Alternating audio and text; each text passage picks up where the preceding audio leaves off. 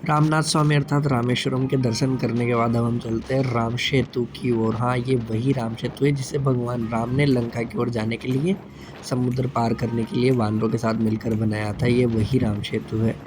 ये रामेश्वरम से लगभग 15 किलोमीटर दूर पड़ता है, जहाँ से आप या तो वहाँ से बस ले लीजिए या पर्सनल ऑटो ले लीजिए। पर्सनल ऑटो की 1000 से 2000 रुपये चार्ज करते हैं। परंतु इसके साथ ही यहाँ के छोटे मोटे 10-15 जो दर्शनीय स्थल है वो भी इसी के साथ दिखा देते हैं। रोड के दोनों तरफ समुद्र है और बीच में राष्ट्रीय राजमार्ग 49 है। दोनों तरफ से इतनी तेज हवाएं आ रही हैं, ऑटो हिल रहा है पूरा दोनों तरफ से। ये है यहाँ का विभीषण मंदिर। बोला जाता है कि ये एकमात्र विभीषण मंदिर, लेकिन ये सच नहीं है, क्योंकि राजस्थान के कोटा जिले के कैथून में भी एक विभीषण मंदिर है जो काफ़ी प्राचीन और प्रख्यात है।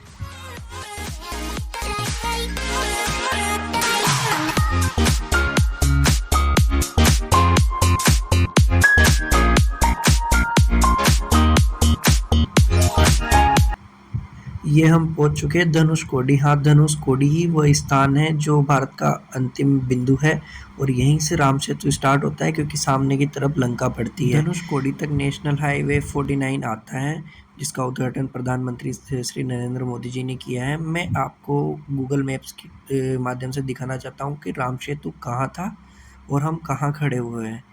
इससे दिखाने की कोशिश करूँगा कि ये जो पॉइंट है ये भारत का आखिरी बिंदु है और ये जो ब्लू ब्लू सा दिख रहा है ये कोरल रीफ है एक्चुअली, जिसको हम राम सेतु बोलते हैं। ये नीचे दब चुकी है क्योंकि सागर का जो पानी है वो पहले के स्तर से काफ़ी ऊपर आ चुका है, तो नीचे दब चुकी है, तो ये दिखाई तो नहीं देती, लेकिन इसके माध्यम से समझ सकते हैं कि ये यहाँ पर थी।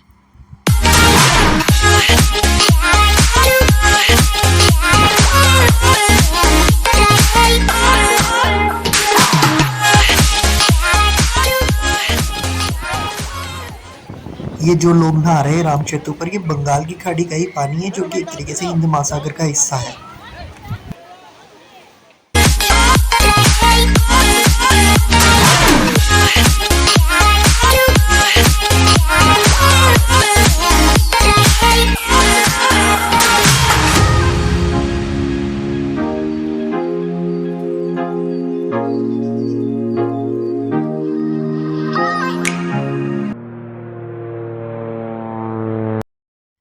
अब हम जा रहे हैं धनुषकोडी के आसपास के जो आसपास के छोटे मोटे दर्शनीय स्थल हैं उनको देखने के लिए।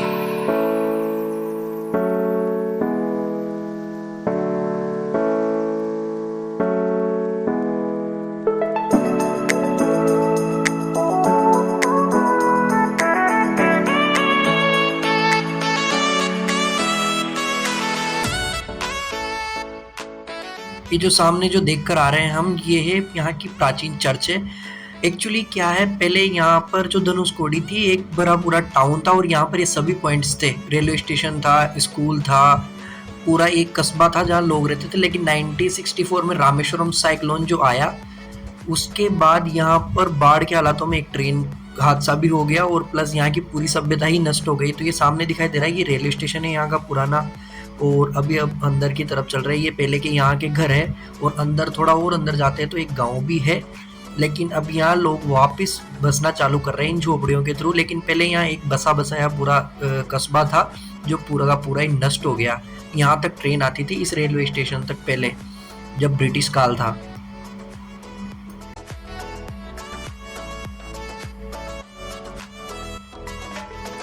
और ये जिस गली में हम खड़े हैं ये कोई आम गली नहीं है, ये है डॉक्टर APJ अब्दुल कलाम के घर की गली। ये रहा और उनका घर। जी हाँ, रामेश्वरम के रहने वाले थे doctor APJ Abdul Kalam, missile man of India, और भारत के राष्ट्रपति भी रह चुके हैं और शायद उनके जैसा कोई आने वाला भी नहीं है। ये उसी महाशख्सियत के घर है, यहीं वो पहले रहा करते थे, जहाँ पर आजकल म्यूजियम और गैलरी बनाई हुई है। Not allowed.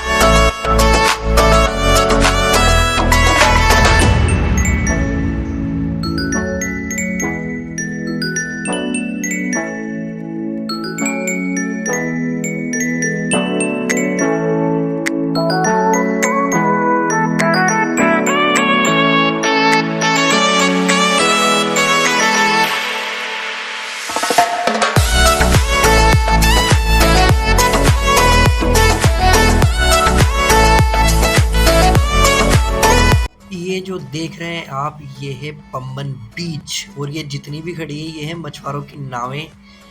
बहुत ही बड़ी तादाद में है यहाँ पर, और इसके ही जस्ट दूसरी साइड है पम्बन ब्रिज, इसका आपने काफ़ी नाम सुना होगा। अभी काम चल रहा है इसका, जो रामेश्वरम को जोड़ने के लिए है ये पम्बन ब्रिज।